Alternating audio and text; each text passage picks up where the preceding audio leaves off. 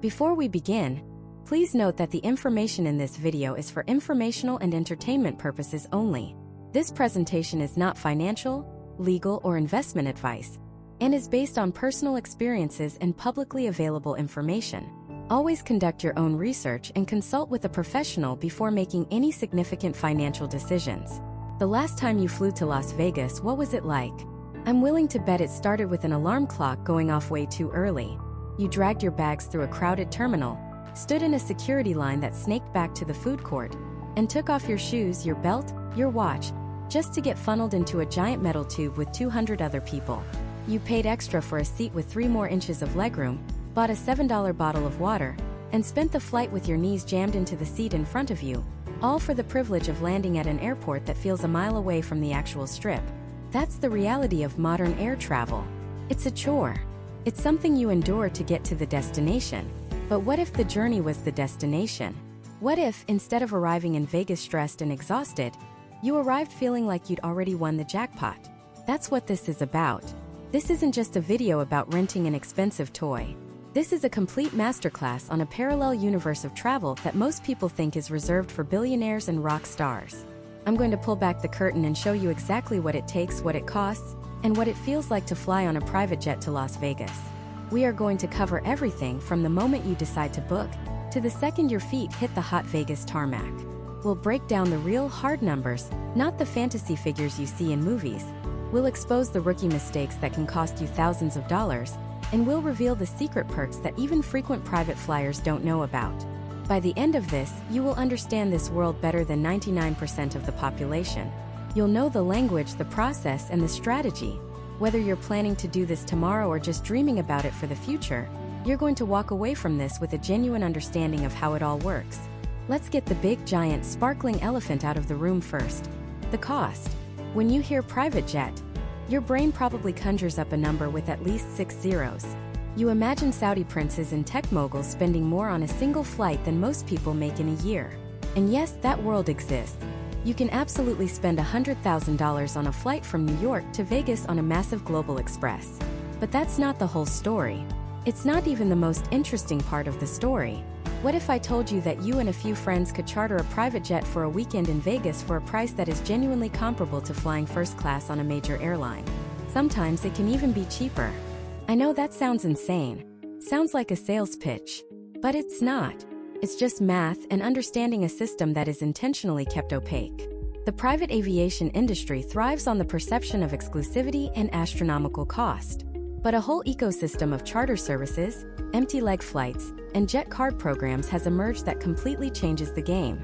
We're talking about light jets, perfect for a group of 4 to 6 people, where the total cost for the aircraft might be $15,000, maybe $20,000 for the round trip. Now that is a lot of money, nobody is denying that. But split it between 6 people. That's a little over $3,000 per person round trip. Go ahead, open another tab right now and look up a last-minute, first-class ticket from Los Angeles to Las Vegas on Delta or United for a holiday weekend. You might be shocked at how close those numbers get. Except one of those experiences involves a TSA line and a bag of pretzels, and the other involves you telling the pilot when you're ready to leave. This isn't about being cheap. It's about understanding value. And the value proposition of private travel isn't just about the leather seats or the free champagne. It's about the one resource you can never get back: your time. Let's map out that commercial flight again. You have to leave for the airport 3 hours before your flight. You spend an hour getting there and checking your bags, an hour in security, an hour waiting at the gate, a 30-minute boarding process, then the flight itself, then deplaning, then waiting for your bags, then the long taxi or Uber ride from the main terminal. All in, a 1-hour flight from LA to Vegas can easily devour 5 or 6 hours of your day. Now let's paint the private picture. You decide you want to leave at 10 a.m. You and your friends roll up to the airport at 9:45 a.m., not the main terminal at LAX. You go to a smaller, separate airport like Van Nuys, or a private terminal on the other side of the airfield called an FBO, a fixed base operator. There's no check-in counter. There's no TSA line. You pull your car right up to the jet. The pilot greets you by name, takes your bags, and puts them on the plane. You walk up a few stairs, sit down, and the door closes. The jet is moving before you've even finished your first drink. You're in the air in less than 15 minutes from the moment you stepped out of your car. You land in Las Vegas not at the chaotic main terminal, but at a private FBO right on the Strip. A prearranged car is waiting for you on the tarmac, next to the plane. Your bags are transferred directly from the jet to the car. You are driving down Las Vegas Boulevard, while the passengers on the commercial flight are still waiting for the seatbelt sign to turn off. You just bought back 5 hours of your life. 5 extra hours of your vacation. What is that worth? That is the fundamental shift in thinking. You're not just buying a flight, you're buying time. You're buying efficiency. You're buying an experience that sets the tone for your entire trip. A Vegas trip is about feeling special, about escaping the mundane. Why would you start that experience by participating in the most mundane, frustrating, and inefficient process imaginable? So, how does it actually begin?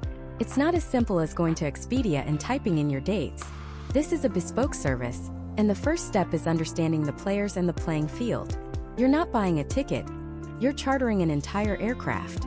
This means you need to go through a charter broker or directly to a charter operator. Think of a broker as your private aviation travel agent. They don't own the planes, but they have access to a massive, real-time network of available aircraft all over the country.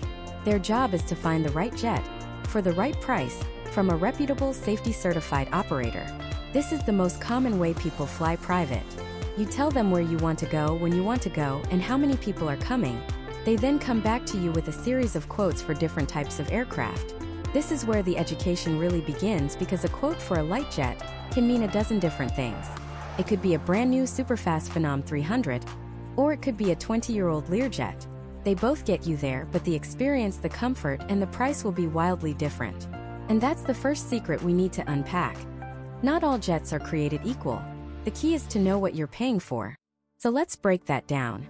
Think of the private jet world in 4 main categories, like weight classes in boxing.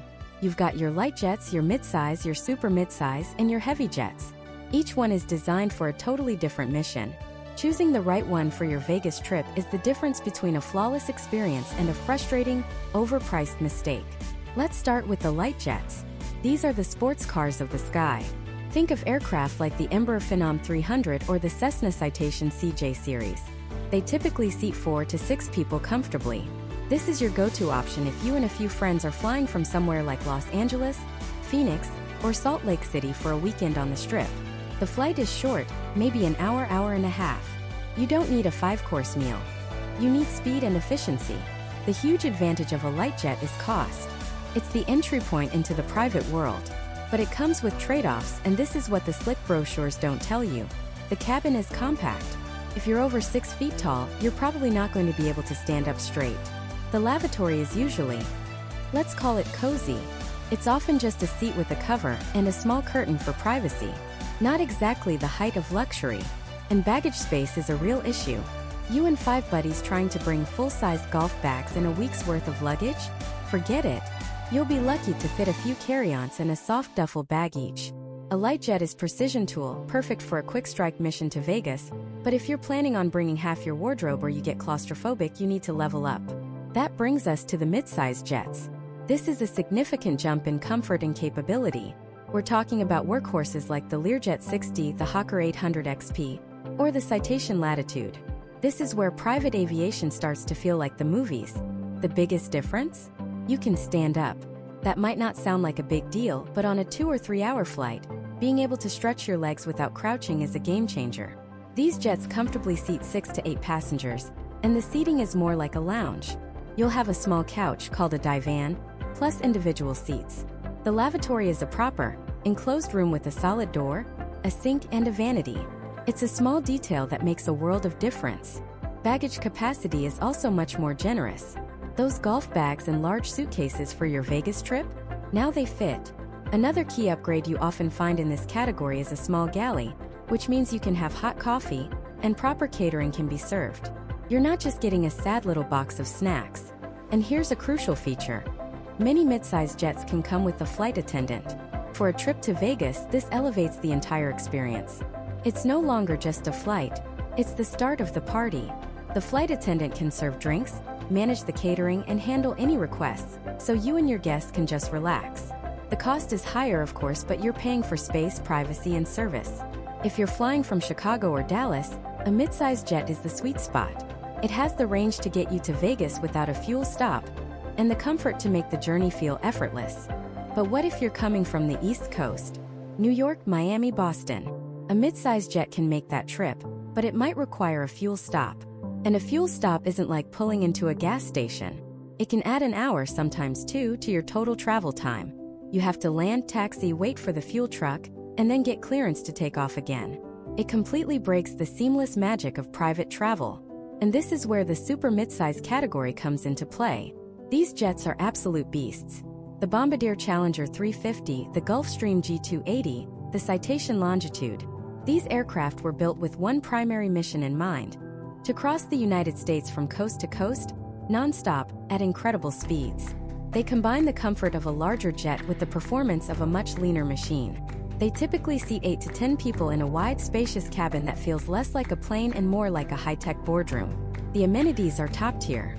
You'll have a full galley for complex meal service, a state-of-the-art entertainment system, high-speed Wi-Fi that actually works, and a massive baggage compartment. This is the jet you take when you're flying a corporate team from New York to Vegas for a conference. You can hold a meeting, work productively, and arrive feeling fresh and ready to close a deal. For a high roller, this is the only way to fly. You leave your penthouse in Manhattan after breakfast, and you're having lunch at the Wynn before you know it. There's no compromise. The super midsize category is about erasing the continent, about turning a 5-hour commercial ordeal into a 3.5-hour luxury experience. It's a significant step up in price, but for those who measure their time in thousands of dollars per hour, it's not a luxury, it's a necessity. Finally, we reach the top of the pyramid, the heavy jets. These are the flying palaces. The Gulfstream G650, the Bombardier Global Express, the Dassault Falcon 8X. Flying one of these isn't just transportation, it's an event. These are massive aircraft, some seating up to 16 people or more, with cabins divided into multiple zones. You might have a forward club section for conversation, a mid-cabin conference area for meetings, and an aft stateroom with a full-size bed that closes off for total privacy. We're talking about cabins that are over 40 feet long and wider than some New York City apartments. The galleys are professional grade, capable of serving multi-course gourmet meals prepared by your dedicated flight attendant. The lavatories are often full bathrooms, some even equipped with stand-up showers. The range is intercontinental. A heavy jet can fly you from Dubai to Las Vegas with a single stop, or from London non-stop. For our Vegas trip, choosing a heavy jet is pure, unadulterated indulgence. It's for the international CEO, the touring rock band, or the royal family who wants to bring their entire entourage. The baggage hold is cavernous. You can practically bring your car with you. The ride is incredibly smooth, flying high above any weather. The cost is astronomical, running into the tens of thousands of dollars per hour. But for those who operate at this level, it's the only way to travel. It's a secure, private, fully customizable environment that bends the world map to their will.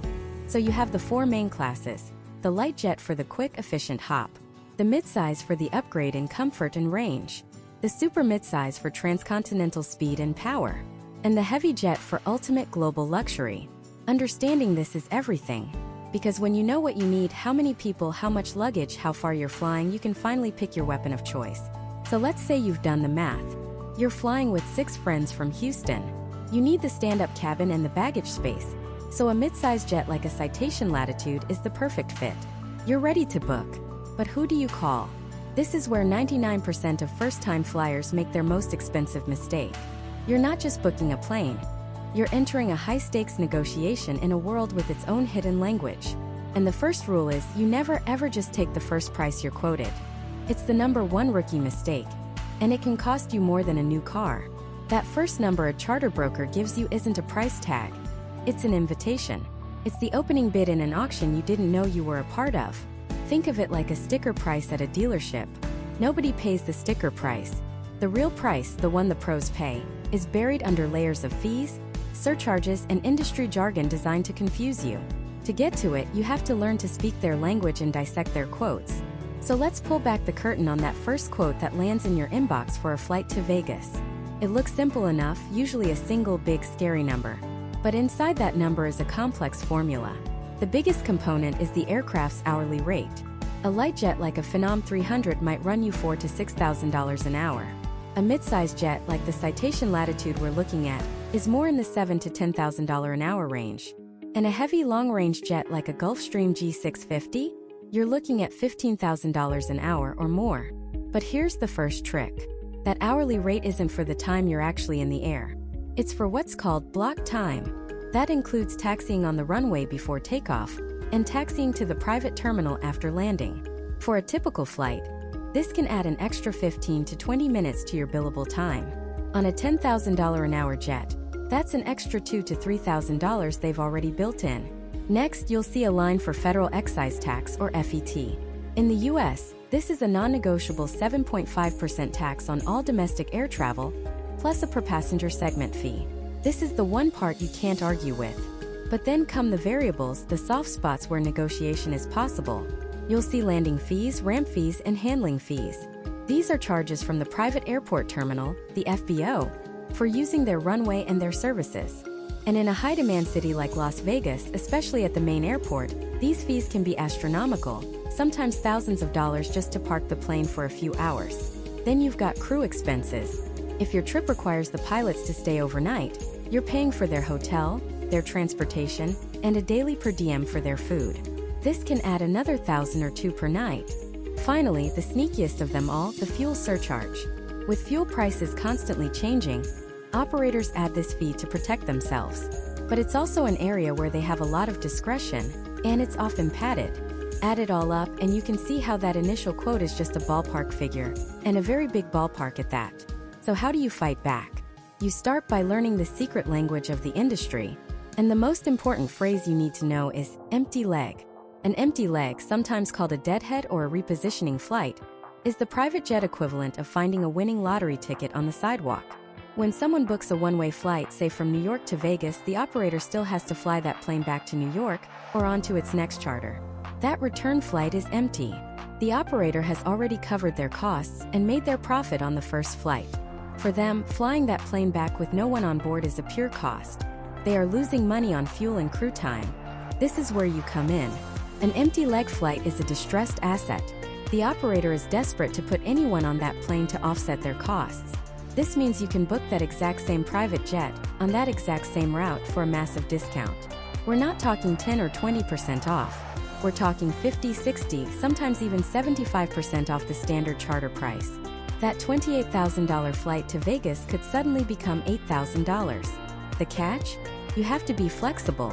The empty leg is on their schedule, not yours. It might leave a day earlier or later than you wanted. But if your dates are flexible, asking a broker, "Do you have any empty legs heading toward the West Coast around my dates?" is the single most powerful money-saving question you can ask. It immediately signals that you're not a rookie. The next insider concept is understanding the difference between a home-based aircraft and a floating fleet. Most charter jets have a home airport where they are based. If you book a one-way flight, a big part of your cost is the price of flying the plane back to its home base. But some larger charter operators have what's called a floating fleet. Their jets don't have a single home. They float around the country or the world from one charter to the next. This is a game changer for one-way flights because there's no return trip to price in. They just need to get the plane to its next pickup point. Booking a floating fleet aircraft can save you a fortune on one-way travel, as it eliminates most of that repositioning cost. So, armed with this knowledge, you're ready to enter the negotiation. Here's the playbook. Step 1. Never ever rely on a single quote. Contact at least 3 to 5 different charter brokers. This is the free market at its finest. Let them know you are shopping around. You'll be amazed at how quickly that initial quote starts to drop when they know they have competition. Step 2. Get specific and ask the right questions. Don't just ask for the price. Ask for a full itemized breakdown. Question everything. Ask, is this quote fully inclusive? Are there any potential additional charges for de-icing, catering, or Wi-Fi? Ask, is this a floating fleet aircraft? And if not, how much repositioning time is built into this quote? And of course, always ask about empty legs. Step 3, and this is crucial, is to show them you're serious by asking for the aircraft's tail number and its safety rating. Every aircraft has a unique tail number like a license plate. You can look it up yourself. More importantly, ask for its Argus or Wyvern rating. These are the 2 leading third-party safety auditors in private aviation. A rating of Argus Gold or Platinum or Wyvern Wingman is the gold standard. Asking this question does two things. It ensures you're flying on a safe, well-maintained aircraft with experienced pilots, and it sends a clear signal to the broker that you are an educated consumer. They will instantly treat you with more respect and be less likely to try and pad your quote. Finally, leverage your own flexibility. Can you leave on a Tuesday instead of a Friday? Prices on off-peak days are always lower. Can you fly out of a smaller secondary airport? Instead of flying out of Teterboro near New York City, maybe try Westchester County. For our Vegas trip, instead of landing at the main Las Vegas airport, which has some of the highest fees in the country, ask about flying into Henderson Executive Airport, just a 15-minute drive from the Strip. This one change alone can save you thousands in landing and handling fees. By using this playbook, getting multiple quotes, asking specific, educated questions, and being flexible, you shift the power dynamic. You're no longer a passive customer accepting a price. You're an active participant shaping the deal. That initial $28,000 quote for our Vegas trip? After a few phone calls and emails, after asking about floating fleets and checking alternative airports, we got it down to $19,000 all-inclusive. A $9,000 savings just by knowing the rules of the game. We've negotiated the price, we've confirmed the safety rating, and we've picked our jet. The contract is signed. The price is locked. But the experience is just beginning. Because the moment you book, a different kind of magic starts to happen. A level of personalized service you can't even imagine. It's a world where your every preference is not just met, but anticipated. And it all starts with a single crucial email that lands in your inbox. An email that asks a few simple questions that will completely redefine your definition of travel. That email is often called the passenger preference sheet, and opening it feels less like a flight confirmation and more like a concierge consultation. It's the blueprint for your experience. The first section, and arguably the most important for many, is catering. Forget everything you know about airline food. This isn't a choice between chicken or fish, presented in a tinfoil container. This is a blank canvas. The form will ask, what would you like to eat and drink during your flight? And it's not a multiple choice question. It's a text box waiting for you to dream. You could ask for a simple, elegant fruit and cheese platter with a specific type of French brie and honey roasted almonds. Or you could request a full hot meal. And when I say meal, I mean you can literally request a signature dish from your favorite 5-star restaurant in the departure city. If you're flying out of New York and you want a steak dinner from Peter Luger, the charter company's concierge service will coordinate with the restaurant, have it prepared, and brought directly to the aircraft, ready to be perfectly plated for you at 35,000 feet. Flying out of LA and craving sushi from Nobu? Done. That specific lobster thermidor you had once in Miami? They will find a way. The level of detail is staggering. It asks about your beverage preferences. Do you prefer Coke or Pepsi? Still or sparkling water? And if so, which brand? San Pellegrino? Fiji? Evian? They're not just asking to be polite. If you write down Fiji, there will be chilled Fiji water waiting for you when you board. The same goes for alcohol. It's not just red wine. It's what is your preferred vintage and vineyard. If you want a bottle of 2012 Opus 1, it will be there. A specific single malt scotch with a single large ice sphere? That is the default level of service. For our flight to Vegas, we requested a mix. Some light, healthy options like a grilled chicken Caesar salad, but also some indulgent snacks because hey, it's Vegas. We asked for a charcuterie board with prosciutto and sopressata, and a specific brand of gourmet potato chips. For drinks, a bottle of Veuve Clicquot champagne and a selection of local craft IPAs. No request is too small or too specific. They want to know your favorite snacks, your kids' favorite juice boxes, everything. This isn't just about providing food. It's about creating an environment that feels like an extension of your own home, your own tastes, your own life. Then you scroll down to the next section, ground transportation. This is where the truly seamless nature of private travel begins to reveal itself. The form asks what kind of transportation you'll need upon arrival. Again, it's a blank canvas. The standard and what most people choose is a black car service. A Cadillac Escalade, a Mercedes S-Class, or a Lincoln Navigator. When you fill this out, you're not just booking a car. You are ensuring that this exact vehicle will be waiting for you on the tarmac, literally feet from the stairs of your jet. Not in a parking garage, not at a distant pickup curb. The engine will be running. The chauffeur, holding a sign with your name, will be standing by the open door, ready to take your luggage directly from the plane's cargo hold and place it in the trunk. You will not touch your bags. You will not walk more than 20 steps on asphalt. You will deplane, get into a waiting, climate-controlled luxury SUV, and be driving off the airfield before the passengers on a commercial flight have even heard the seatbelt sign turn off. But it gets better. This is Vegas after all. Maybe you don't want a chauffeur. Maybe you want to drive. The form allows for that. You can request a rental car to be delivered to the jet. And we're not talking about your standard airport rental sedan. You can ask the concierge service to arrange for an exotic car rental. A Ferrari, a Lamborghini, a Rolls-Royce. Imagine that.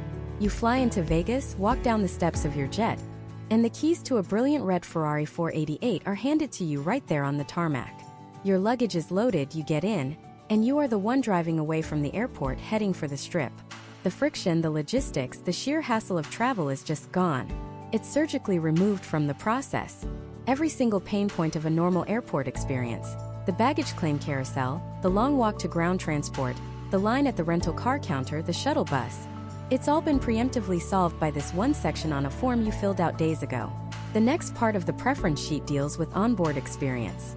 It asks about any special requirements or desires you might have for the cabin itself. This is where you can fine-tune the environment. What kind of music do you want playing when you board? You can specify a genre, an artist, or even provide a link to a specific Spotify playlist. What newspapers or magazines would you like to have available? The Wall Street Journal? Vogue? A niche trade publication? They'll be there, crisp and unread, waiting on the table. This section also covers necessities for passengers. Do you need a car seat for a child? A bassinet for an infant? They will be pre-installed and meet all safety specifications. Are you traveling with pets? The form will ask for their breed and weight to ensure the proper accommodations are made. From having their favorite treats on board to a comfortable space for them in the cabin. This is also where you list any and all allergies, and not just for food. If you have a sensitivity to certain cleaning products or air fresheners, you note it here, and the aircraft will be prepared using only hypoallergenic materials. Are you celebrating something? A birthday? An anniversary? Let them know. There will be a cake, balloons, a special bottle of champagne, whatever fits the occasion. It's about anticipating needs you didn't even know you could ask for. You're not just a passenger occupying a seat. You are a guest, and the entire aircraft is your private suite in the sky, customized to your exact specifications. Finally, the preference sheet is sent to the flight crew. Your pilots and flight attendant review every detail. They learn your name, the names of your family members or guests, what you like to drink, and what you're celebrating.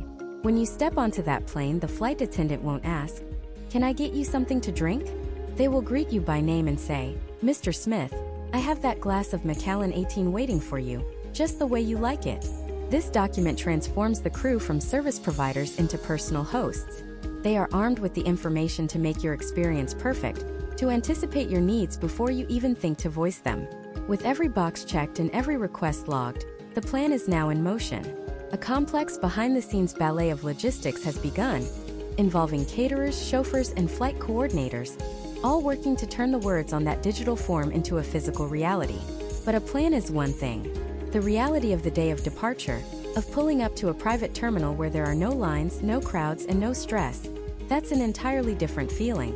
That's where the magic truly begins. It's a sensation that's hard to describe.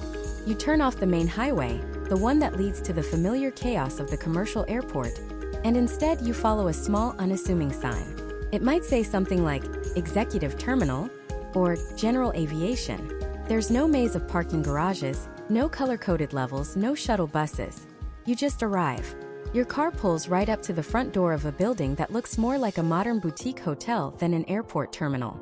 This is the FBO, the fixed base operator, and it's the secret portal to an entirely different universe of travel. Before you can even put the car in park, the door of the FBO glides open and a concierge is walking towards you.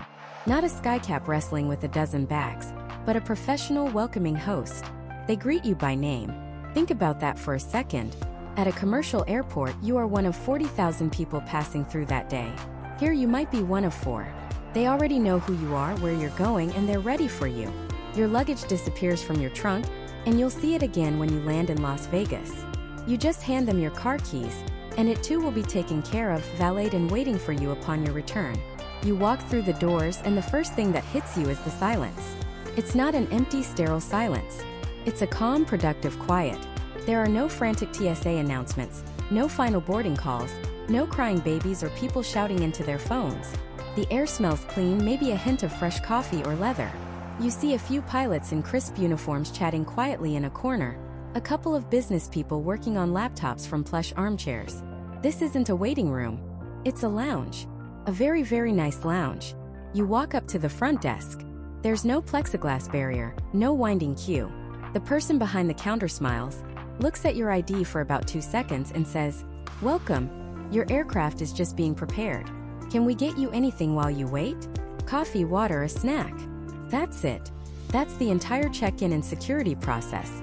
You are now officially cleared to fly to Las Vegas. The whole thing took less time than it takes to find a parking spot at a regular airport. Let's really break down the paradigm shift here. The fundamental currency of private aviation isn't leather seats or fancy champagne. It's time. The industry is built on the foundation of returning the one resource you can never get back. The standard recommendation for a domestic commercial flight is to arrive at the airport 2 hours before departure. You have to park, take a shuttle, check your bags, wait in the security line, and then hike to your gate. 2 hours. For a private flight, the recommendation is to arrive 15 minutes before departure. 15. And that's a conservative number. In reality, if you called ahead and said you were running 5 minutes late, the plane would wait. It's your schedule. You're not trying to catch the plane. The plane is there to catch you. So, for a round-trip flight, you have just been handed back nearly 4 hours of your life. For hours you didn't spend standing in lines, feeling stressed, or being treated like a number. What is that worth? Now let's address the elephant in the room. Security. People always ask, so you just walk on? There's no security. And the answer is yes and no. It's a common misconception. You aren't skipping security. You're experiencing a different, more efficient version of it. When you book a charter, your name and the names of everyone in your party are submitted to the TSA and run through the same background checks and no-fly list databases as any commercial passenger. The vetting happens behind the scenes days before you even think about packing. The charter company, the operator, is legally responsible for this. So by the time you show up at the FBO, you've already been cleared. There's no need for the massive one-size-fits-all physical screening apparatus. There's no need to take off your shoes, belts, or jackets. Number 3-ounce liquid rule. You can bring a full bottle of water, a bottle of wine, your entire suite of toiletries. The system is built on pre-vetted trust, not on reactive screening. It's security for adults. As you're settling into a comfortable chair, maybe grabbing a complimentary espresso, the FBO door opens again. 2 pilots walk in. They're not rushing to a gate. They're walking directly over to you. The captain extends his hand. "Good morning," he says. "I'm Captain Miller, and this is my first officer, Dave. We'll be flying you down to Vegas today. Flight time should be about 1 hour and 10 minutes once we're in the air. We're expecting a smooth ride, maybe a little bump as we cross the mountains, but nothing to worry about. Can we get you anything before we get you on board?" This is a moment that fundamentally changes your relationship with flying. The people in control of the aircraft are not anonymous voices over an intercom. They are professionals who have just introduced themselves to you, looked you in the eye, and personally assured you of a safe flight. It creates an incredible sense of confidence and comfort. After a few minutes, the captain will nod and say, "All right, the jet is ready for you whenever you are." There's no boarding group, no rush to the gate. You simply finish your coffee, stand up, and the concierge holds the door for you. And then you step outside. Not into a sterile carpeted jet bridge, but out onto the tarmac. The open air. The sheer scale of the airport is suddenly right in front of you. You can feel the breeze, you can smell the faint, clean scent of jet fuel. You can hear the distant whine of a massive airliner taking off miles away. And right there, maybe 50 feet in front of you, is your jet. It's gleaming in the sun, the stairs are down, and it's waiting. Just for you. Walking across the tarmac to your plane is a movie moment. It's an experience that never gets old. You're in the heart of the action. A place normally restricted to ground crews and airport personnel. You see the intricate machinery of aviation up close. You see the pilots in the cockpit doing their final checks. As you get closer, the aircraft seems to grow in size, its powerful engines promising the speed and freedom that awaits. Reaching the bottom of the air stair, you might see a flight attendant waiting at the top with a smile, or it might be one of the pilots holding the door. You take that first step up, leaving the ground behind, climbing into a machine that is about to bend the rules of time and distance just for you. As you step across the threshold into the cabin, the heavy door closes behind you with a solid, satisfying thud. The sound of the outside world, the distant airport noise, is instantly replaced by the quiet, climate-controlled sanctuary of the cabin. You are now in your own private world, a metal tube of pure potential, about to be hurled through the sky towards the neon oasis of Las Vegas. The first breath you take inside is different. It's not the recycled, slightly stale air of a commercial airliner. It's clean, crisp, and carries the faint, impossibly expensive scent of new leather and polished wood. The world outside, the hustle of the FBO, the ground crew, it all fades away behind the thick, soundproofed glass of the windows. The door closes with a deeply satisfying, bank vault-like thud, and the silence that follows is profound. It's a silence that costs thousands of dollars per hour. This isn't just a means of transportation. It's a hermetically sealed bubble of bespoke luxury. Your eyes begin to adjust and you start to truly see the space. This isn't a cabin designed by a committee to maximize passenger count. It's a space designed for comfort, conversation, and control. The seats, four of them in this forward club arrangement, aren't just seats. They are thrones. Swathed in a buttery soft cream-colored leather, they're wider than any first-class seat you've ever seen. You run a hand over the armrest, feeling the perfect grain of the wood veneer, so glossy you can see your reflection in it. The chairs swivel a full 360 degrees, they recline nearly flat, and with the touch of a silent electric button, they can slide forward, backward, left, or right. You can create an intimate conversation pit, or give yourself a wide-open space to stretch out. Your feet don't rest on a worn industrial-grade carpet. They sink into a plush, deep pile wool that feels like a cloud. It muffles every footstep, adding to the serene quiet of the cabin. Looking around, you notice the details. The metal trim on the cup holders isn't plastic-coated chrome. It's solid, brushed aluminum, cool and heavy to the touch. The window shades aren't flimsy plastic pull-downs. They're electronically controlled, rising and falling with a whisper-quiet hum at the press of a button. Every single element, from the custom stitching on the seats to the weighty, satisfying click of a latch on a storage compartment, has been engineered to feel substantial, to feel like quality. Before you can even think about getting settled, your flight attendant appears. She's not rushing down an aisle with a trolley.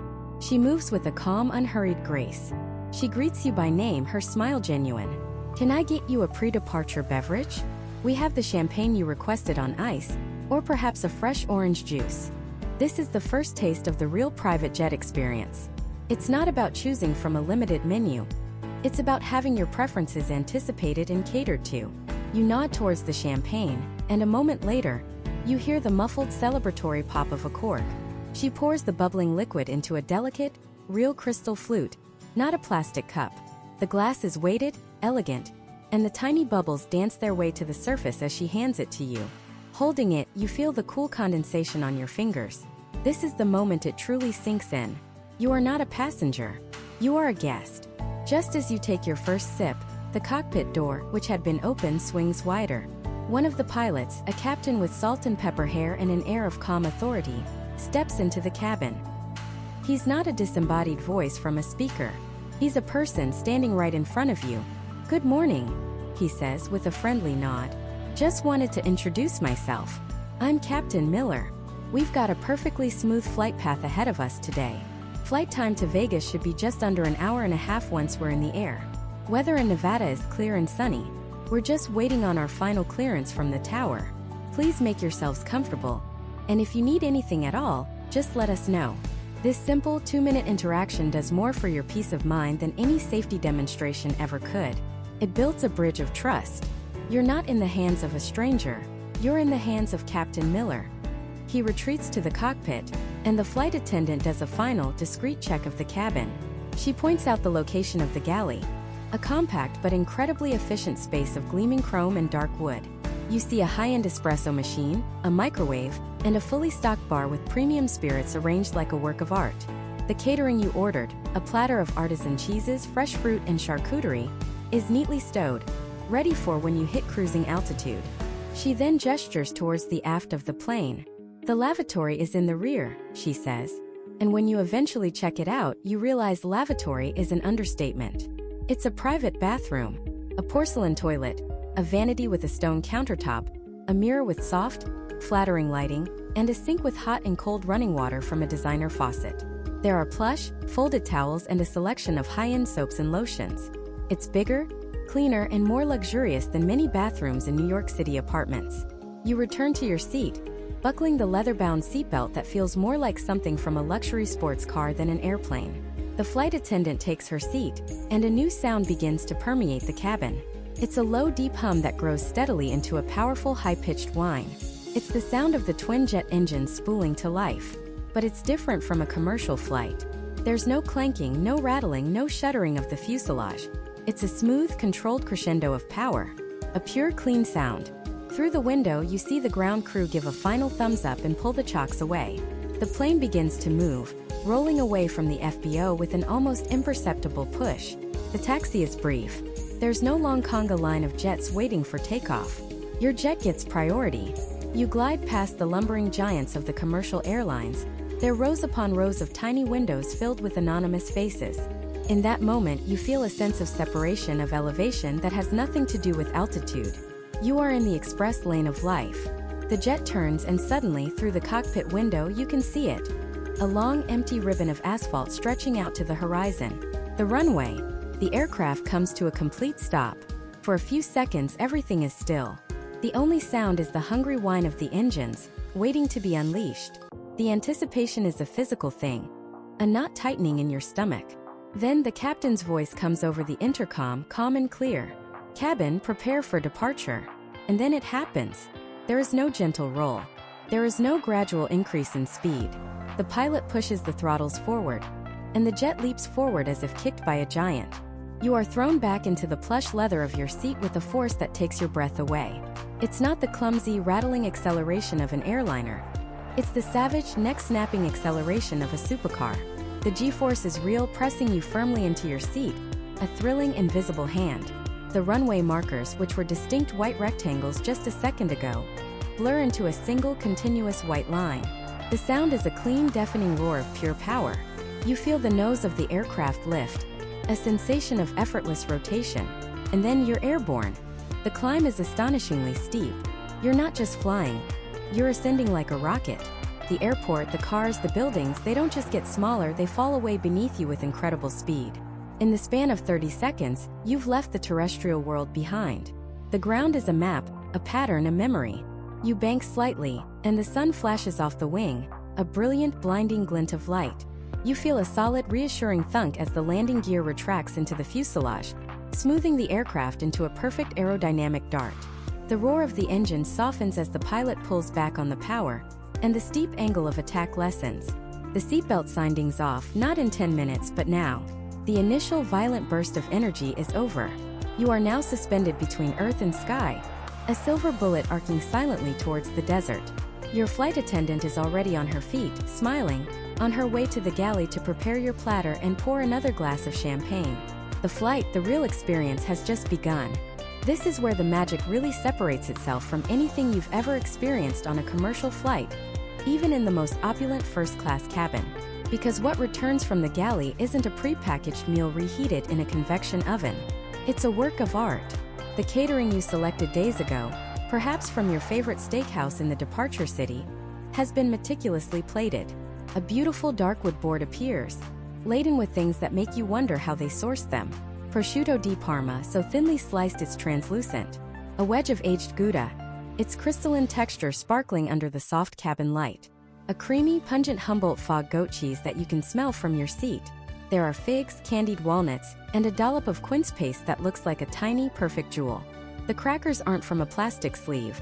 They're artisanal, baked with rosemary and sea salt. This isn't a snack. This is a statement. This is the prologue to your Las Vegas weekend, starting at 41,000 feet. And the champagne flute is never empty. Not almost empty. Never. It's a fundamental rule of private aviation service. Before you can even think, I could use a top-up, it's being refilled. The service is clairvoyant. It's a silent, graceful dance of anticipation. You're not a passenger. You're a guest in someone's home. A home that just happens to be moving at 500 miles per hour. As you savor the first bite, you notice something else. Or rather, the absence of something. The noise. The constant, mind-numbing drone of a commercial airliner is gone. Yes, you can hear the whisper of the engines, a reassuring hum in the background, but it's just that, a whisper. The cabin is so well insulated, so acoustically engineered for comfort, that you can speak in a normal voice. You can have a conversation without leaning in, without shouting over the roar of the airframe and the 200 other people on board. There's no crying baby 3 rows up. No incessant PA announcements about turbulence or credit card offers. There's just peace. It's a profound, almost jarring silence that allows you to actually think, to relax, to enjoy the moment. This is your sanctuary. You control the environment. Too bright? The window shades dim electronically with the touch of a button. Too cold? The cabin temperature is adjusted to your exact preference. Not the average of 200 people. You want to listen to music? You're not fumbling with earbuds. You're connecting your phone to a high-fidelity sound system that fills the cabin with crisp, clear audio. It's like having the world's most exclusive listening room. Or maybe you need to work. This is where the private jet becomes the ultimate productivity tool. The Wi-Fi isn't the sluggish, barely works for email service you're used to.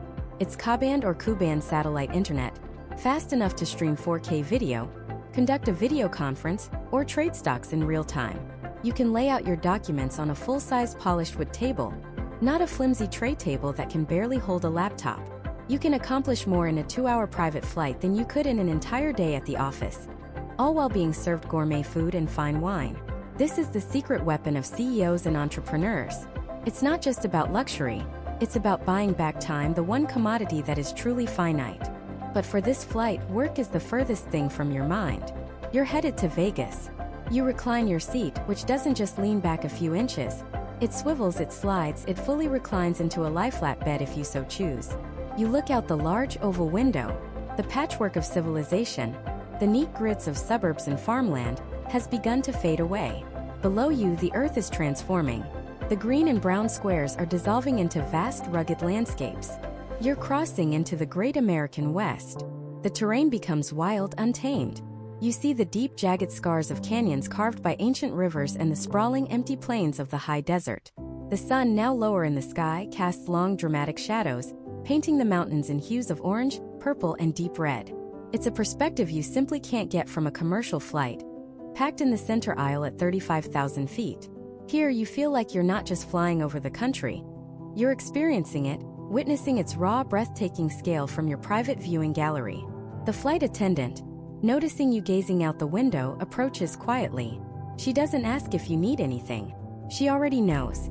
"We're just beginning our initial descent," she says with a warm smile. "But we still have plenty of time. Would you care for a hot towel before we prepare the cabin for arrival?"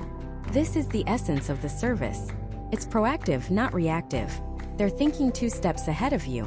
She might mention that she's already confirmed your ground transportation, and the driver is tracking your flight in real time.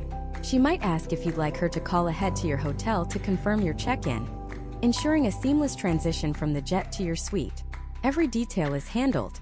Every potential point of friction is smoothed over before you even know it exists. This isn't just about comfort. It's about the complete and total removal of stress.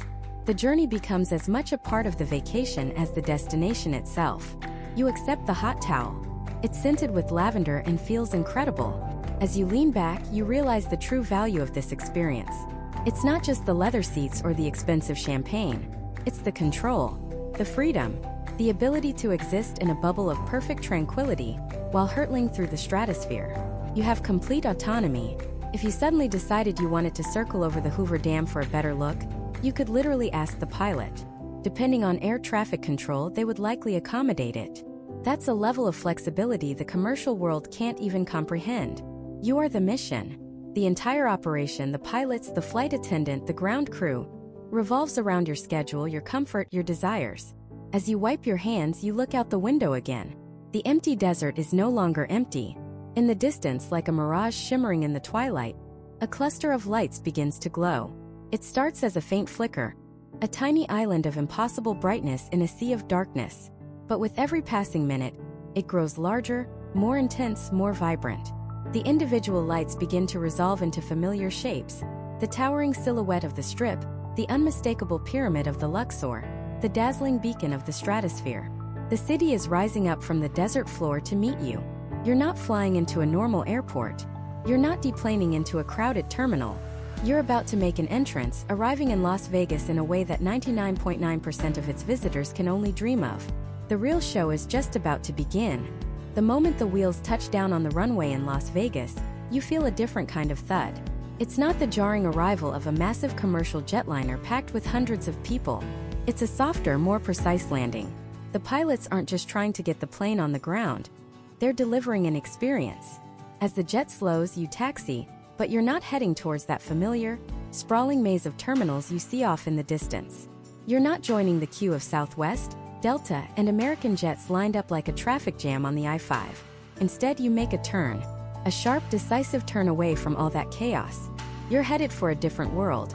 A parallel universe that exists right alongside the main airport, but is invisible to almost everyone who flies commercial. You're heading for the FBO, the Fixed Base Operator. It's a term most people have never heard, but for private flyers, it's the most important acronym in aviation. Think of it as a private terminal, a 5-star hotel lobby, and a VIP concierge service all rolled into one, built exclusively for people who fly on their own terms.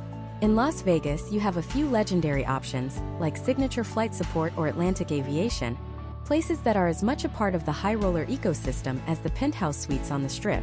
As you taxi past the private hangars housing jets owned by casino magnates and global superstars, you realize this isn't just an airport, it's a parking lot for the 1%. The jet pulls to a smooth stop on a pristine patch of tarmac. There's no gate, there's no jet bridge, there's no anything, just open space. The engines begin their slow, whining power down, and the silence that follows is profound. Outside your window, there isn't a sea of anonymous ground crew rushing around. There's just a small professional team waiting patiently. They're not there for the plane, they're there for you. The cabin door unlatches with a satisfying, solid click, and the built-in air stairs descend gracefully onto the tarmac. This is the moment. This is the transition. When you step out of that cabin, you're not stepping into the stale, recycled air of a terminal. You're stepping into the dry, electric air of the Las Vegas desert. The sun is bright. The sky is vast. And the first thing you see isn't a sign for baggage claim or a line for customs. The first thing you see is your car. And I don't mean a shuttle bus to a rental car center. I mean your car. A gleaming black Cadillac Escalade, or maybe a Mercedes S-Class, parked just 50 feet from the steps of your jet. The driver is standing by the rear door, ready.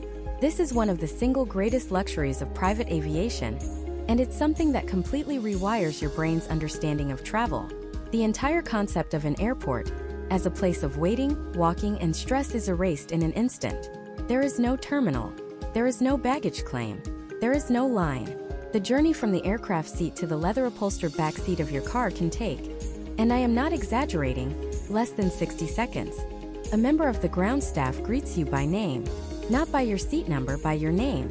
They ask if you need anything.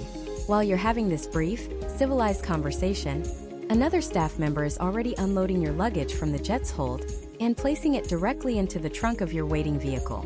You never touch your bags. You never even see a luggage cart. The entire process is so seamless, so utterly frictionless, it feels like a magic trick. You simply walk off the plane and into your car. The door closes behind you, and you are on your way. From touchdown to driving away can be under 5 minutes. 5 minutes. Think about that. The average person flying commercial into Vegas will still be waiting for their plane to get to the gate in that time. They haven't even begun the marathon of deplaning, hiking a mile through the terminal, riding the tram, descending into the cavernous baggage claim, waiting 20 minutes for their suitcase to appear, and then finding a taxi or rideshare in a chaotic, designated pickup zone that feels like a scene from Mad Max. Their vacation starts with an hour and a half of pure, unadulterated stress. Your vacation started the moment you left your house. Now, sometimes the car isn't waiting directly on the tarmac. Sometimes, for security or operational reasons, you'll take a short walk into the FBO building itself. And let me tell you, this is no downgrade. Walking into a Las Vegas FBO is like walking into the lobby of the Bellagio or the Wynn, but without the crowds and the slot machines. The floors are polished marble. The furniture is deep, comfortable leather. There's often a fireplace, beautiful modern art on the walls, and a quiet, serene atmosphere. It's a sanctuary. There's a counter, but it's not for check-in. It's a concierge desk. The staff behind it are there to solve problems you didn't even know you had. Need last-minute show tickets? Dinner reservations at a place that's been booked for months? They'll make a call. Need to have a specific bottle of champagne delivered to your hotel suite before you arrive? Consider it done. While your driver pulls the car around to the front entrance, you can help yourself to a complimentary bar that puts any airline lounge to shame. We're not talking about a sad bowl of pretzels and a questionable coffee machine. We're talking about gourmet pastries, fresh fruit, premium snacks, and a full selection of top-shelf beverages, from Fiji water to espresso to Johnny Walker Blue. Everything is on the house. This is where the decompression happens. You've just flown across the country, but you don't feel like you've traveled at all. You're not exhausted, you're not disheveled, you're not agitated. You're calm. You're relaxed. You're ready. While you sip an iced tea on a plush sofa, your bags are discreetly brought in and loaded into your car. Someone comes over and quietly informs you, "Sir, your car is ready whenever you are." There's no rush. No final boarding call. The world operates on your schedule now. You walk out the front door of the FBO, and your car is there, engine running, air conditioning blasting. You slide into the back seat, the door is closed for you, and you pull away from the curb, leaving the world of aviation behind. As you drive out of the private complex and onto the main road, you merge into traffic. You glance over and see the massive, multi-story parking garages and rental car centers of the main airport. You see the endless lines of taxis and Ubers, the throngs of people dragging roller bags across hot asphalt, and you feel a profound sense of separation. You just experienced an entirely different system of travel. You didn't just skip the line. You used a different door that 99% of people don't even know exists. The drive from the FBO to the heart of the Las Vegas Strip is short, maybe 10 or 15 minutes, but it's a transformative journey. You're not arriving in Vegas as a weary traveler, battered and bruised by the commercial airline experience. You're not immediately hit with the need to check in, drop your bags, and take a nap. You are arriving charged up. You're arriving with a surplus of the two most valuable commodities in the world: time and energy. The money saved on a commercial ticket is instantly lost in the hours of your life you waste navigating the airport system.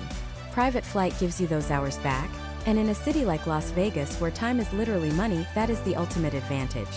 As the iconic skyline comes into view, the Pyramid of the Luxor, the gleaming gold of Mandalay Bay, the Eiffel Tower at the Paris, it feels different. You're not looking at it as a tourist who has finally, after a long and arduous journey, reached the destination. You're seeing it as a player arriving to take their seat at the table. Your mindset has shifted.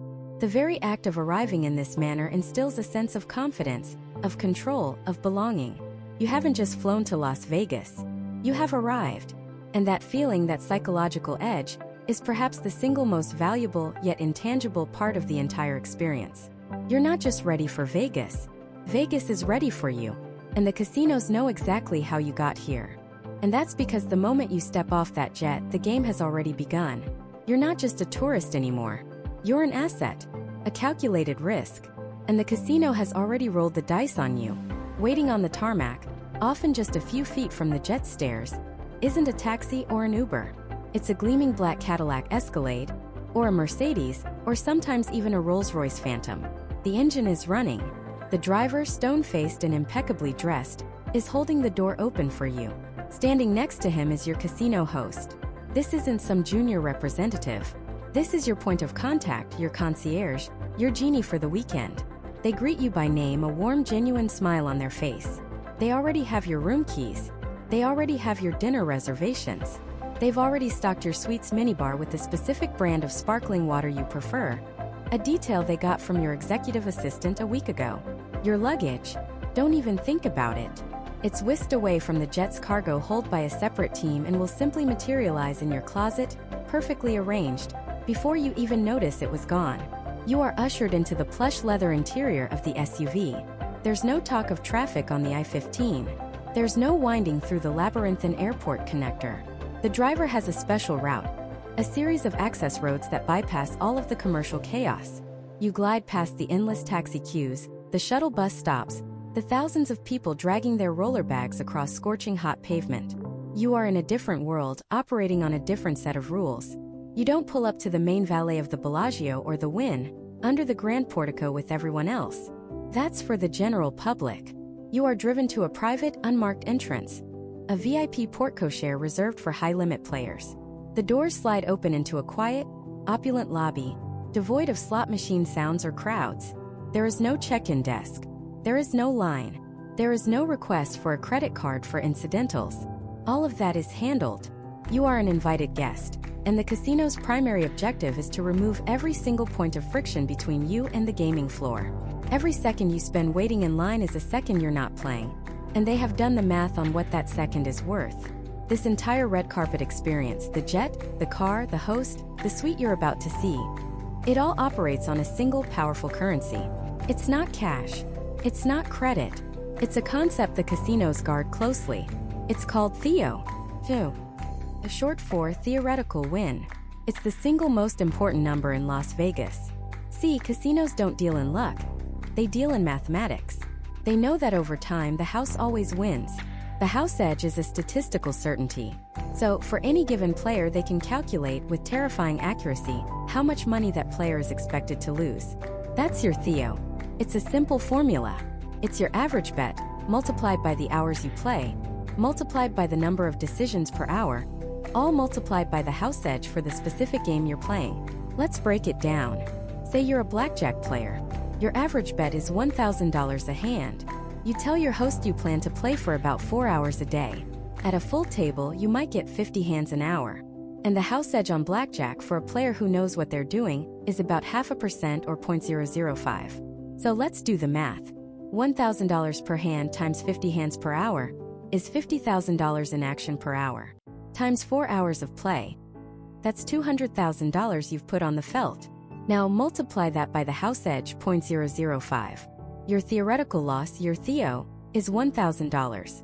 That means the casino, based purely on statistics, expects you to lose $1,000 every 4 hours you play. If you're there for a 3-day weekend playing a few sessions a day, your Theo for the trip might be $5,000 or $6,000. Now here's the secret. The casino is willing to give back a percentage of your Theo in the form of comps. This isn't a gift. It's a marketing expense. It's a customer acquisition and retention cost. A very high-end casino might give back anywhere from 30 to 40% of your Theo in complimentary goods and services. So, on a trip where your Theo is $6,000, they're willing to invest about $2,000, maybe $2,500 back into your experience to keep you happy, comfortable, and most importantly, to keep you playing. That covers a nice suite, some fine dining, maybe show tickets. But what about the private jet? A light jet for a short flight might cost $10,000 to $15,000 round trip. To get that comped, your Theo needs to be astronomical. The math has to make sense. Let's change the game. Instead of blackjack, let's say you play baccarat. Average bet, $5,000 a hand. The house edge is higher, about 1%. You play faster, maybe 70 hands an hour. Now the numbers explode. $5,000 per hand times 70 hands per hour is $350,000 in action every single hour. Play for 4 hours and you've wagered $1.4 million. Multiply that by the 1% house edge. Your Theo for that single session is $14,000. Do that for 3 days and your theoretical loss to the casino is over $40,000. Now what's 30 or 40% of that? It's $12,000, maybe $16,000. Suddenly, that $15,000 private jet flight doesn't seem so extravagant, does it? It's just the cost of doing business. It's the bait. The casino is making a calculated investment, betting $16,000 in comps to acquire a player they mathematically expect to lose $40,000. It's the best bet in the house. This is why your host isn't just a friendly face. They are a relationship manager and a data analyst. They are tracking your play. They know your average bet, your time on table. They know your Theo in real time. If you play longer or bet bigger than you said you would, your comp limit goes up. Your host might suddenly suggest you and your friends go for a tasting menu at the Michelin star restaurant on the house. Or ask if you'd like to take the casino's Ferrari for a spin tomorrow. Conversely, if you play for 20 minutes and then disappear to the pool, you can expect a polite call from your host just checking in, seeing if there's anything you need to feel more comfortable. It's a gentle nudge, a reminder of the unspoken agreement. As you're processing this, you arrive at your suite. The host swipes the keycard and pushes open the double doors. It's not a room. It's an apartment. A 3,000 square foot penthouse with floor-to-ceiling windows offering a panoramic, jaw-dropping view of the entire Las Vegas Strip. There's a grand piano in the living room, a full bar, a dining table for 12, a movie theater, a personal gym. Your favorite brand of champagne is on ice next to a handwritten welcome note. Your host gives you a brief tour, points out the dedicated butler service button, and then pauses. They reach into their jacket and pull out a small leather-bound checkbook. It's not a checkbook. It's a book of casino markers. We've gone ahead and opened a line of credit for you for $250,000 as you requested. They say, their voice calm and professional. Just sign here whenever you need chips. No need to carry cash. We'll settle up at the end of your stay. They hand you the pen. And in that moment, the entire picture snaps into crystal clear focus. The effortless arrival, the luxury, the feeling of being a king. It was all the prelude. It was the white glove onboarding for the real reason you're here. You look out the window at the glittering city below. A city built on mathematics and desire. The vacation is over. The game is about to begin. The wheels kiss the tarmac with the gentle chirp. A sound completely different from the jarring thud of a commercial airliner. There's no reverse thrust roar that shakes the cabin, just a smooth, confident deceleration. You're not landing at the main terminal, not even close. You're pulling into a private aviation oasis tucked away from the chaos. A place where the skyline of the Las Vegas Strip is your backdrop. The engines wind down into a respectful silence. Before the seatbelt sign would even have a chance to extinguish on a normal flight, the main door of the jet is being opened from the outside. And there it is. The staircase unfolds, not onto a crowded, greasy jet bridge, but directly onto the sun-drenched tarmac. The air hits you, that dry, electric desert air. And waiting at the bottom of the stairs, next to a gleaming black Escalade, is a man in a perfectly tailored suit. He's not a driver.